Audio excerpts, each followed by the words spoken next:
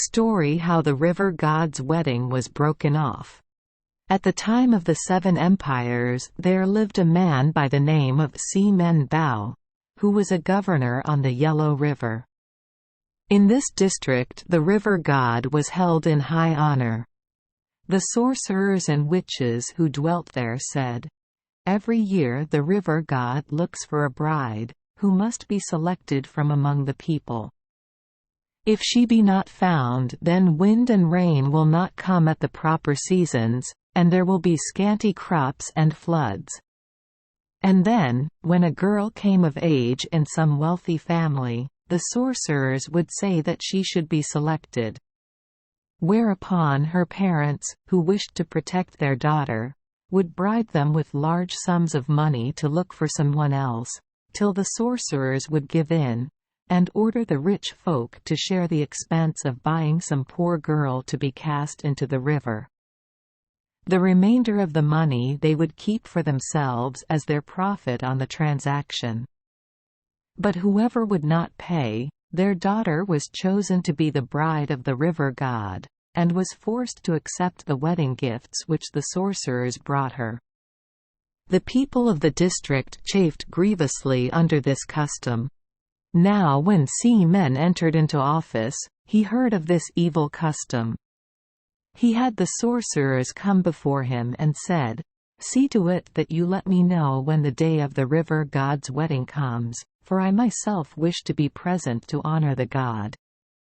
This will please him, and in return he will shower blessings on my people." With that he dismissed them. And the sorcerers were full of praise for his piety. So when the day arrived they gave him notice. Si-Men dressed himself in his robes of ceremony, entered his chariot and drove to the river in festival procession.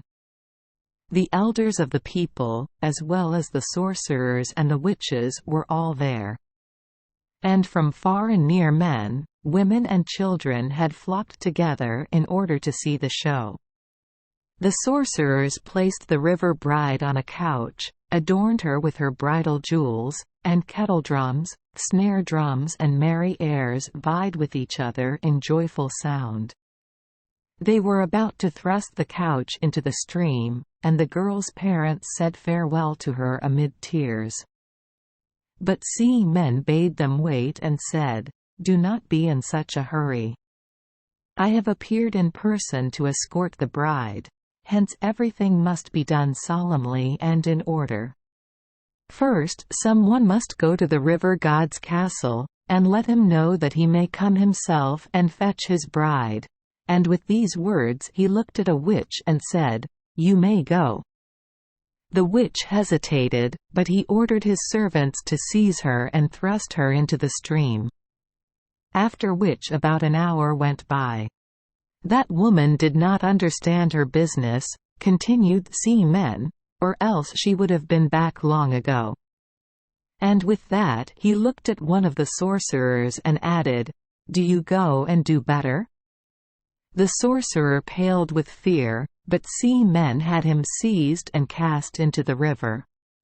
Again half an hour went by. Then Si-Men pretended to be uneasy. "Both of them have made a botch of their errand," said he, "and are causing the bride to wait in vain." Once more he looked at a sorcerer and said, "Do you go and hunt them up?" But the sorcerer flung himself on the ground and begged for mercy. And all the rest of the sorcerers and witches knelt to him in a row, and pleaded for grace.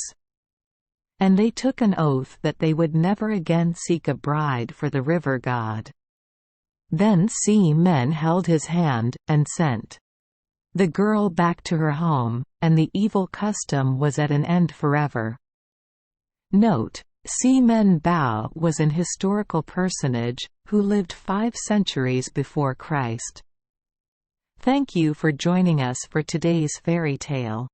We hope these stories bring joy and meaning to your day.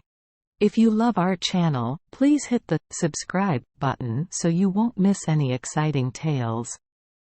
Wishing you a good night and sweet dreams. See you in the next story.